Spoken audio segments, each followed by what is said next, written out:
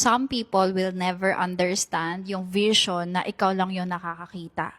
Kaya sa'yo binigay ni God dahil ikaw yung mag-execute ng vision na yon. May kakayahan ka na i-execute na hindi kaya ng ibang tao. So ito yung energy reading ko sa taong nanonood ng content na to. Kahit sabihin ng ibang tao na imposible or bakit ganyan yung gusto mo sa buhay, bakit ganun yung decision mo, wag mo masyado yung pansinin.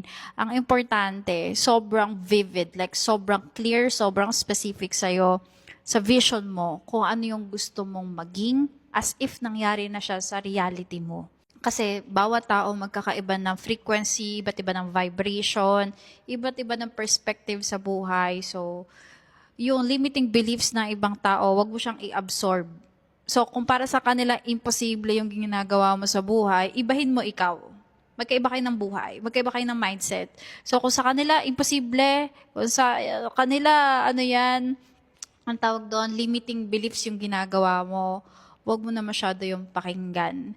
Hindi nag-register sa'yo yung word na impossible. Kasi you are possible. Kakaiba ka doon sa ibang tao. Kumbaga, you're one of a kind and you're a living proof ng miracles. Yun yung nafe-feel ko sa taong nakikinig ng video na to or nanonood ng content na to. Gusto ni God kang iangat. At right now, baka nga maganda na yung mga nangyari sa buhay mo. Kumbaga para maniwala din yung ibang tao. Maging inspirasyon yung buhay mo ng ibang tao na ikaw na kaya mo, bakit sila hindi? So kaya, pansinin mo, iba yung struggles mo, iba yung story ng buhay mo compare sa ibang taong nakakausap mo, iba yung perspective mo sa mundo. Sa ibang tao, imposible yung mga gusto mo, sa'yo posible siya. Kasi iba yung path mo, and yung purpose mo sa buhay is for you to live your life in accordance dun sa gusto mong mangyari. Kahit sobrang imposible pa yan, para mas maniwala yung ibang tao na maging posible din yung pangarap nila.